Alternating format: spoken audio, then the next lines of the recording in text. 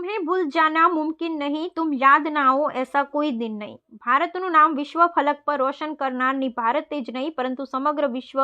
શ્રી રતન ટાટાના રૂપમાં એક વારસો ગુમાવ્યો છે એવા પરોપકારી સંતની યાદમાં સુરતના ગ્રીન આર્મી ગ્રુપે રોપ્યા દીર્ઘ આયુષ્ય ધરાવતા 86 વૃક્ષ।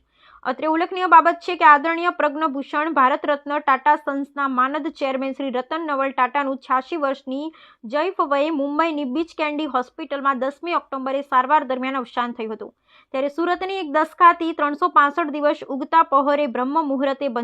મંત્રોચ્ચાર સાથે વૃક્ષારોપણ કરતી આવતી ભારતની એકમાત્ર સંસ્થાન ગ્રીન આર્મી ચેરિટેબલ ટ્રસ્ટ સંસ્થા ને સંસ્થાના 351 સૈનિકોએ સંકલ્પ લીધો હતો કે રતન ટાટા સાહેબ જેટલા વર્ષે જીવ્યા તેટલા વૃક્ષો તેમની યાદમાં રોપી જતન અને માવજત કરીશું। રતન ટાટા પ્રામાણિકતા, નૈતિક નેતૃત્વ અને પરોપકારના પ્રકાશ સ્તંભ હતા, જેમણે વ્યવસાય અને તેનાથી આગળ જગત પર આમીટ છાપી જોડી છે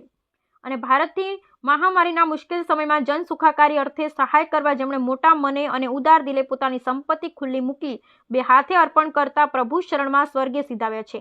એવા મહાન ઉદ્યોગપતિ, કરોડો લોકોના હૃદય સમ્રાટ, ભારતના પનોતા પુત્ર રતન ટાટા સાહેબને હરદમ યાદ રાખવા સુરતની ગ્રીન આર્મી ચેરિટેબલ ટ્રસ્ટ સંસ્થાન 12 જાન્યુઆરી 2025 ને શુક્રવારના રોજ સુરતના ઉત્તરાયણ રેલવે સ્ટેશનની બાજુમાં આવેલ વિશાળ ગ્રાઉન્ડમાં 86 વૃક્ષોનું રોપણ કરવામાં આવ્યું। ભારતમાંના સુપુત ભારતીય ઉદ્યોગ જગતનો સુપુર પાવર અગ્રણી ઉદ્યોગપતિ, ભારત રત્ન માનનીય રતન ટાટાના રાષ્ટ્ર લેવલે સારા કાર્યોની સુવાસ સદાય સૌના હૃદયમાં હર હંમેશા તાજી રહે તેવા હેતુથી રાષ્ટ્ર હિતેચ્છુ વ્યક્તિત્વની યાદગીરીને વૃક્ષદેવમાં કંડારી યાદાંજલિ, પુષ્પાંજલિ, શ્રદ્ધાંજલિ અર્પણ કરવામાં આવી। આ શુભ અવસર પર કામરેજ તાલુકા શાસક પક્ષના નેતા શ્રી રમેશભાઈ